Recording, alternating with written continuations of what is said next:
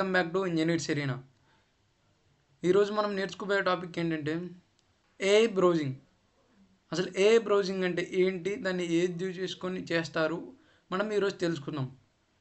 Firstly మనం comet browser గురించి తెలుసుకోవాలండి. Comet browser అంటే అదే ఈ మధ్య వచ్చే ఇన్స్టాగ్రామ్లో తెగ ట్రెండింగ్ అయిపోతుంది కదా, $100 వస్తాయి ఫ్రెండ్ అని ఇన్వైట్ చేస్తే, అదేనండి ఆ బ్రౌజరే.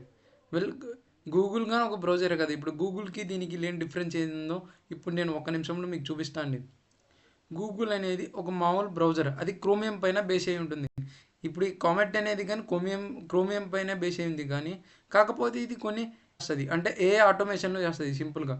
ఇప్పుడు మనం యూట్యూబ్ ఇప్పుడు ఓపెన్ చేసేసాం. ఇప్పుడు యూట్యూబ్లోకి వచ్చేసిన తర్వాత ఇక్కడ పైన ఇక్కడ కార్నర్ కనపడుతుంది కదా, ఇక్కడ ఈ అసిస్టెంట్ అని చెప్పి క్లిక్ చేసేసి ఇక్కడ నేను ఆల్రెడీ ఒక XML ప్రాంప్ట్ కాపీ చేసి ఆ XML ప్రాంప్ట్ ఇక్కడ ఇస్తాను.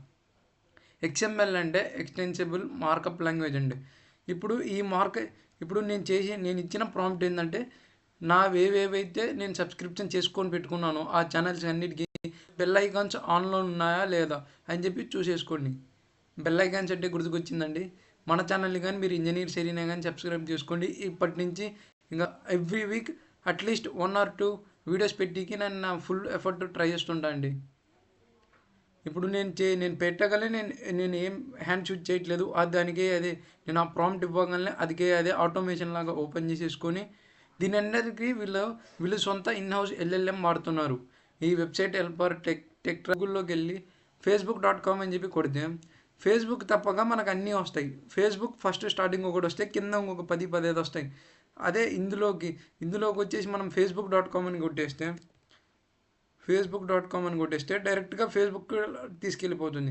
ఇలా కాకుండా మళ్ళీ మీరు FB అని కొట్టినా కానీ అంతే. FB అని కొడితే మనకు డైరెక్ట్గా ఫస్టే ఫేస్బుక్ వస్తుంది. ఈ అసిస్టెంట్ అనేది FB అంటే ఫేస్బుక్ అని చెప్పి రికవరీ అని చెప్పి దానికి తెలుసుకొని అర్థం చేసుకొని మనకు చూపిస్తుంది.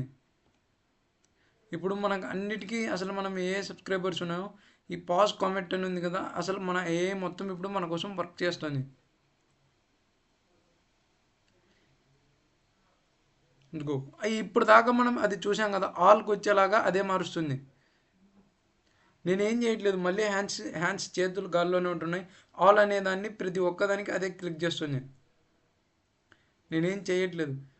Set Luke's Parle's to all, అలాగా ప్రతి ఒక్కరూ నేను ఫర్ ఎగ్జాంపుల్ ఇక్కడ 100 ఉంటే 100, 200 ఉంటే 200 అంటే మనకు ఎవ్రీ టైం ఒక నోటిఫికేషన్ పెట్టినప్పుడు మనకు చాలా చిరాకేస్తుంటుంది. అంటే ఏంటంటే ఇలాంటి చిన్న